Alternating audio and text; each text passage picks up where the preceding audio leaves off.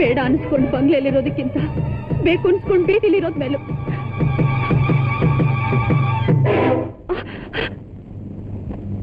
ನಿನ್ನ ಅಹಂಕಾರಕ್ಕೆ ನನ್ನ ಮಗನ್ ಬಲಿ ಕೊಡಲ್ಲ.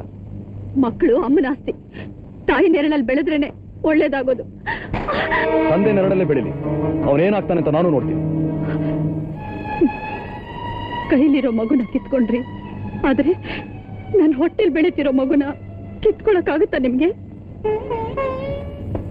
ಆ ಮಗು ತಾಯಿ ನೆರಳಲ್ಲಿ ಬೆಳೆಯುತ್ತೆ, ಅದ್ರ ಮಹತ್ವ ಮುಂದೆ ನಿಮಗೆ ಗೊತ್ತಾಗುತ್ತೆ.